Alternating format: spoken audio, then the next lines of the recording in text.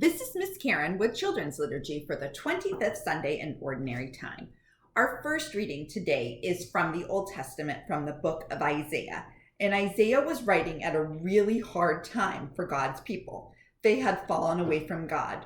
God's people had split into two kingdoms. The northern kingdom was long gone. They had gotten taken over. And the southern kingdom had just faced certain destruction when they were surrounded by Assyrian troops and were only saved when a plague struck the Assyrians and forced them to retreat. But even with that, God's people were like hanging on the raggedy edge of existence. Things were not good. Things were not good at all. And when we are reading Isaiah, it can be hard to listen to sometimes because it's a long book. And sometimes it's helpful to remember that Isaiah was just a regular dude. He was just a guy that was trying to do what God called him to do, which was be a prophet and to bring people back to God. And I love the fact that Isaiah's first reaction when he was called to be a prophet was like, oh, I'm doomed. There is no way that I can do this because I am just not good enough. It is inconceivable that I can be a prophet of God. And yet he did it. He did what God asked him to do. And how many times do we feel like that? Like there is no way that we can do the tasks that are set out in front of us.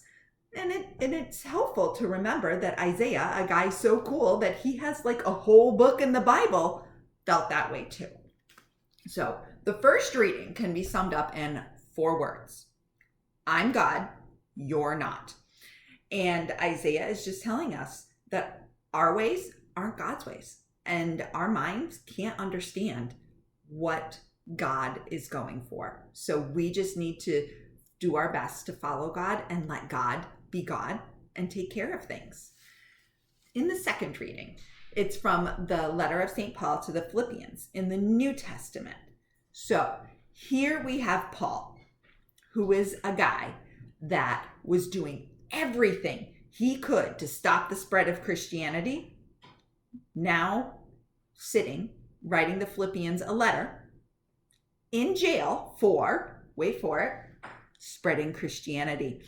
So Paul is telling the Philippians, which is Philippi is a city in Greece, guys, while the situation is not ideal, he's kind of taken us back to Isaiah. Our ways are not God's ways. And we need to live our lives in a way that's worthy of God because it's all going to even out in heaven.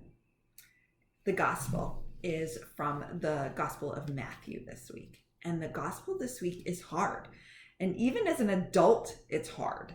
Because how many times do we think it's not fair? How many times have we heard life isn't fair? Life is not fair. Anyone that tells you any differently is selling something. But also, like Paul, it goes back to Isaiah. Our ways aren't God's ways.